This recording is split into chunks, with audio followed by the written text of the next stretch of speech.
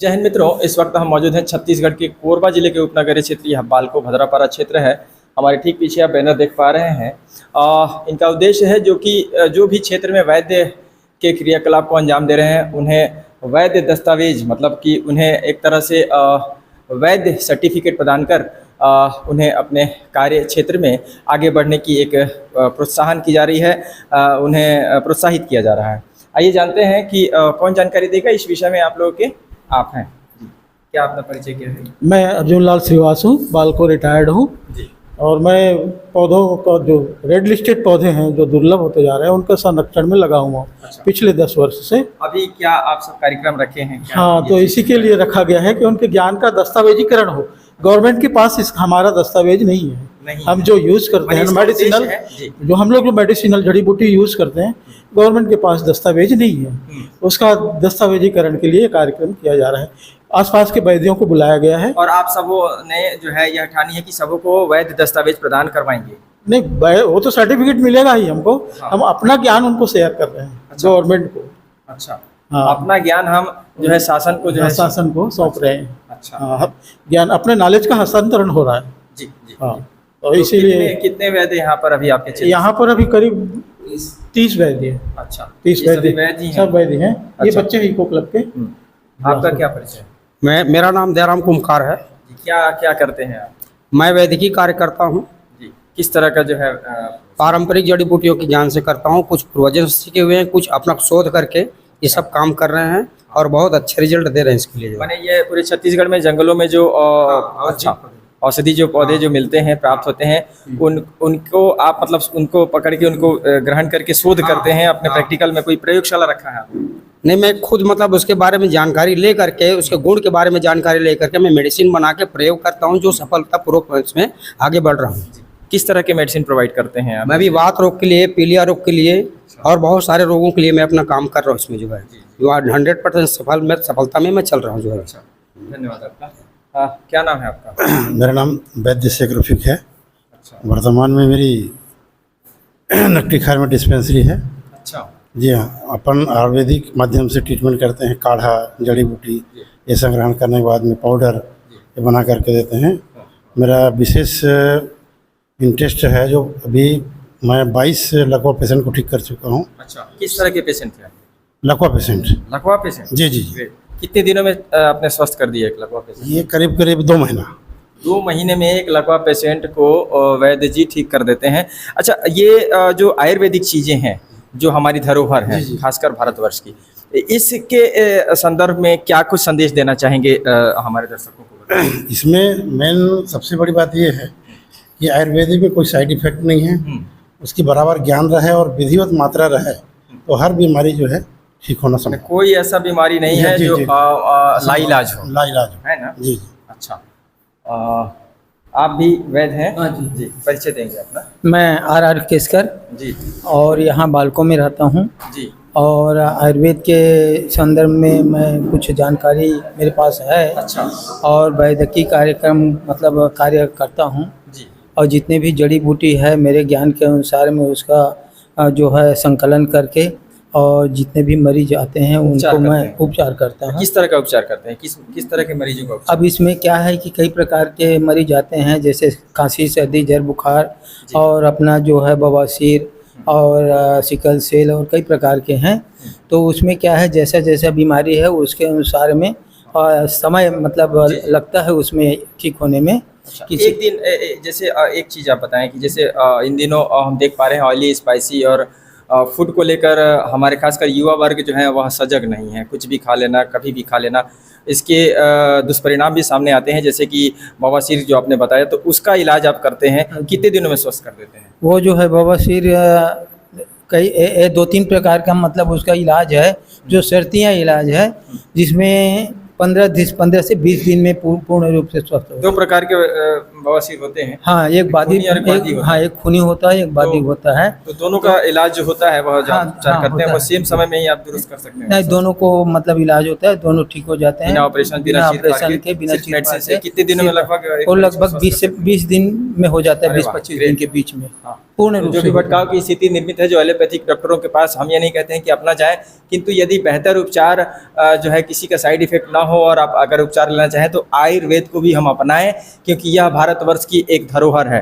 आइए जानते हैं इनके विषय में। आप अपना परिचय दीजिए। मैं घुरसाय निर्मलकर, सेवानिवृत्त प्रधान पाठक, जी और लगभग एक बचपन से भी जड़ी बूटी में इंटरेस्ट है। जी और हम बवासीर का 3 दिन 5 दिन और जो नियम का पालन करेगा ना, हाँ, 24 घंटे में ठीक हो गए है उर्गा में। क्या बात है। जी, आपकी वजह से, माने आपने इलाज किया था क्या? मैं इलाज तो खुद को करना पड़ता है, डॉक्टरी 75% हाँ। खुद को करना पड़ता है और 25% दवाई फायदा करता समझ है। सकते हैं, माने कहने का मतलब है अपना प्रिकॉशन रखना पड़ता है, उसके जो नियमावली है, किस तरह के खान पान रखने हैं, दिनचर्या है, उसको अपनाना होता है। तो 75% आप स्वयं के दिनचर्या को दुरुस्त करके, खान पान को दुरुस्त करके भी स्वस्थ रह सकते हैं। आपका क्या कहना है आयुर्वेद के विषय में? आयुर्वेद के विषय में ये कहना है कि जो नाम, सेल्स अपना परिचय दीजिए। कटघोरा तहसील भाट है, अपना नाम बताइए। सुमेंद्र राम। अच्छा, सुमेंद्र राम जी, बताइए एक व्यक्ति को आयुर्वेद क्यों अपनाना चाहिए?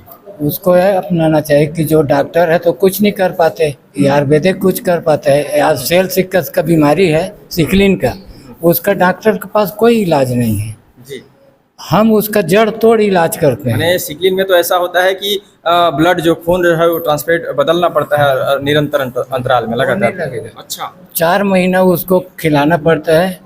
उसका है फ्रिज का पानी नहीं पीना है, ठंडा खाना नहीं खाना है, उड़द का दाल नहीं खाना है। जी, और अगर सबको परहेज में रहे तो 4 माह में उसका बीमारी पूरा जड़ से खत्म हो जाएगा। क्या बात है। मतलब सिकलिन, जो कि आज के समय में कई पालक और कई मरीज परेशान हैं इस चीज़ को लेकर, और यदि आप उसको जो है खान पान की दिनचर्या में जो है रखते हैं तो आप 4 महीने में स्वस्थ हो सकते हैं।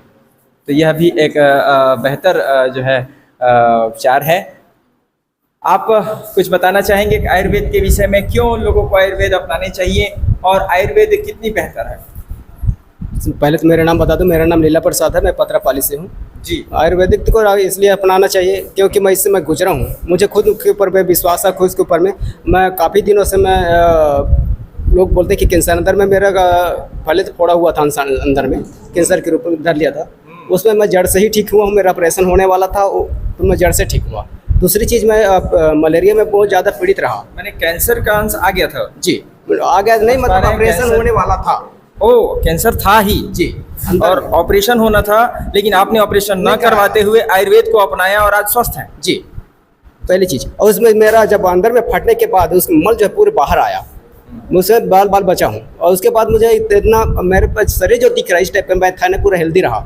और तब से मैं उसके बाद मेरा उस ठीक होने के बाद दूसरी बात मेरे जो मलेरिया हुआ, मलेरिया में काफ़ी दिनों तक मैं मेरे घर में काफ़ी सारी परेशानी हुए, बहुत सारे पैसा लगा लगातार। फिर उसके बाद मेरा वो पीलिया हुआ, पीले में भी मैंने खुद लड़ा हूँ। उसके बाद मैं वो अपने आप से कोई किसी की मदद से बीमारियों की सारी जो लड़ाइयाँ आप लड़े हैं लगातार, किंतु आयुर्वेद को नहीं छोड़ा, आयुर्वेद को ही अपनाए रखा है और उसी से स्वस्थ हुए। जी, और ना अभी तक कि मैं किसी प्रकार की मेडिसिन नहीं लेता हूँ, चाहे जितना भी आ जाए, बुखार आ जाए, क्यों ना दर्द पार कुछ भी हो जाए, मैं तब से मैं आयुर्वेदिक को अच्छी तरह से अपनाया हूँ। इसलिए लोगों को भी ये सलाह देता हूँ कि आप लोग खुद अपनाइए। बहुत बहुत धन्यवाद आपका। क्या कुछ कहना चाहेंगे? अपना हाँ। परिचय दें। देवनारायण माझी जी, मैं ग्राम पत्रपाली रजगंवार से हूँ। जी। मैं आप लोग को जानकारी देना चाहता हूँ कि आयुर्वेद, मैं जीव जंतु पशु पक्षी पेड़ पौधों का सबसे पहले तो संरक्षण करना चाहता हूँ, क्योंकि आज हमारे बीच में कई सारा ऐसा जीव जंतु देखने को नहीं मिल रहा है, दुर्लभ की कगार में। साथ में हम जड़ी बूटी को भी देखने के आज दुर्लभ की कगार में है, क्योंकि आज जंगल आग लग जा रहा है। जैसे 1 एकड़ में आग लगता है तो 2 करोड़ का नुकसान होता है। जैसे लारी जरी नागर के भूचंपा सतावरा ब्रह्मी मंडूपड़ी पिछटी पड़ी सब जल के राख हो जाता है। साथ में जितने भी कीड़े मकोड़े सब बंद, मैं ये सब जानकारी इसलिए देना चाहता हूँ कि आयुर्वेद के माध्यम से हम जीव जंतु पशु पक्षी और छोटे मोटे कीड़े मकोड़े, साथ में जड़ी बूटी को बचाने का संकल्प है। जितने भी बादराज से मैं ये प्रार्थना करना चाहता हूँ, साथ में अपने जहाँ भी जगह खाली हो वहाँ पे जरूर पेड़ लगाएं। जय जोहार, जय शिव, जय आदिवासी। एक ताली बजाएं इनके। जो संदेश हम लगातार, पुरुषोत्तम जी इधर लाइए, जो संदेश हम लगातार देना चाहते हैं, हम लगातार वन विभाग को भी सचेत करते रहे हैं। आगजनी में इतने पौधों की क्षति होती है, इतने बहुमूल्य पौधों की क्षति होती है। लगातार वन विभाग से हमने अनुरोध किया है कि वे अपनी ड्यूटी मुकम्मल रूप से करें, कि महज उनका पेड़ नहीं जलता, हमारे कई वन संपदाओं को क्षति पहुंचती है, साथ ही वन जीव भी वह मर जाते हैं। तो कहीं ना कहीं वन विभाग को जो वन संपदाएं हैं जिनकी रक्षा के लिए उनकी तैनाती दी गई है, मोटी रकम दी गई है, और वह रकम सरकार अपनी जेब से नहीं, हमारी जेब से, यानी कि हमारे दिए हुए टैक्स का एक अंश वे प्राप्त करते हैं। तो यूं लापरवाही नहीं बरत सकते, क्योंकि वन संपदाएं बेहद ही अमूल्य है और आयुर्वेद वन संपदाओं में ही छुपा बैठा है। इसलिए हम मानते हैं कि वन संपदाएं हमारे लिए बहुत ही अहम कड़ी हैं, और साथ ही जो वन विभाग के कर्मी हैं वे भी बेहद ही अहम हो जाते हैं ऐसी अवस्था में। क्या समझते हैं आप सब? सही बात है सर। वन विभाग को अपनी ड्यूटी की तैनाती आप सब खासकर आयुर्वेद की रक्षा करने के लिए होनी चाहिए। इसकी संरक्षण तो जरूरी है, जब संरक्षित रहेगा तभी वैद्य लोग कार्य कर पाएंगे। इसीलिए मैं वन जो हमारे जो रेंजर्स होते हैं, जिनको कहा जाता है वन परिक्षेत्र अधिकारी, मैं लगातार उनसे बात करते रहता हूं। उनकी नेगेटिविटी जब दिखाता हूं तो कहीं ना कहीं हो सकता है कि उन्हें यह बुरा लगता हो, किंतु यदि वह जिम्मेदार हैं, समझदार हैं, तो उन्हें बिल्कुल इस चीज़ से बुरा नहीं लगना चाहिए, अन्यथा नहीं लेंगे, क्योंकि वह उनका ड्यूटी है और वन संपदाएं जंगलों में ही हैं। तो इन्हीं शब्दों के साथ जी, इसके रक्षा करना हमारा भी काम है ना, वन संपदा का। जी जी, हम एक आम नागरिक हैं, अपनी अपनी ड्यूटी में मशगूल हैं। तो जिसकी ड्यूटी सौंपी गई है, जिनको जिम्मेदारी सौंपी गई है, वे उनको तो करना ही चाहिए, क्योंकि वे वन रक्षक हैं, उसका वे मोटी तनख्वाह पा रहे हैं। और अभी देखा जा रहा है, क्या बोला आपने? वन भक्षक हो गए, वन रक्षक वन भक्षक हो गए हैं। ये ऐसा इसलिए कहना पड़ रहा है क्योंकि इनको ऐसा दिख रहा है, ऐसा प्रतीत हो रहा है। अभी हाल ही में गर्मियों में कितने जो है आगजनी में हानि हुई, बहुत है सर। मैंने लगातार तो भरपाई अपन जीवन में नहीं कर सकते, और ये उसी बात की मोटी सैलरी पाते हैं, बिल्कुल। फिर भी उनकी रक्षा नहीं कर पाते, नहीं कर लापरवाही समझते। लेकिन अपन क्या है, लापरवाही इसे समझते हैं। लापरवाही तो है, लेकिन अपना जितना बन सकता है प्रयास करते हैं, लेकिन क्या करेंगे? आप प्रयास करते हैं, लेकिन वन रक्षकों को प्रयास नहीं, मुकम्मल रूप से अपनी कटिबद्धता से ड्यूटी करनी चाहिए। बिल्कुल सही बात है, एकदम सही चीज बोल रहे तो हैं। अपना दायित्व निर्वहन कर ही रहे हैं। उनका कर्तव्य है कि वन रक्षक और जो वन रक्षक वन की रक्षा करना, और उसमें अगर कहीं वो लापरवाही बरतें तो पूरा जो है आयुर्वेदिक जो जड़ी बूटी है वो विनाश की ओर चला जाएगा। खैर, धन्यवाद आपका। स्वभाव के अनुरूप जैसा मैंने कहा कि मैं खबरें पॉजिटिव बनाने चला आता हूं, किंतु कुछ ना कुछ नेगेटिविटी सामने आ जाती है तो बोलना पड़ जाता है, ये मेरे स्वभाव में है। आप अपना परिचय दीजिए। मैं चमली श्रीवास जी, ये आयुर्वेद के विषय में आप एनटीपीसी से पधारी हैं, इस तरह की जागरूकता को लेकर आ रहे हैं। आप सबों ने एक आयुर्वेद का संदेश दिया है समाज को, क्या कहना चाहते हैं? हम लोग अलगीडार गए थे, 5-6 बार गए थे। किस लिए? ये नाक में मस्सा हो गया था मेरी बेटी का, तो आयुर्वेद का इलाज कराने। क्यों एलोपैथिक तो दवाई खा सकते हैं? डॉक्टर ऑपरेशन के लिए बोले थे। अच्छा, और ऑपरेशन आप कराना नहीं हाँ, चाहते? नहीं कराए। तो फिर क्या हुआ? वो दिए तो जड़ी बूटी दवाई, त्रिभुवन कंवर। हाँ, अच्छा, त्रिभुवन कंवर। फिर क्या हुआ? तो निकल स्वस्थ हो गए? हाँ, स्वस्थ हो गई। चलिए, तो देखिए आप इसमें जैसे निकला वो छींक से। हाँ, हाँ, देखिए किस तरह से आयुर्वेद अपनाने से लोग आज स्वस्थ हैं, खुश हैं, खुशहाल हैं। तो आयुर्वेद को अपनाएं, इसका कोई साइड इफेक्ट नहीं है, और बेहतर अगर जड़ से कोई समाप्त करना है बीमारी को तो आयुर्वेद को अपनाना होगा, है ना? मानते हैं इसे? तो एक बार आप सब अपने लिए जितने अभी औषधि प्रदान करने वाले आयुर्वेदक हैं, जो आयुर्वेद में कार्य कर रहे हैं, अपने लिए जोरदार ताली बजाएं।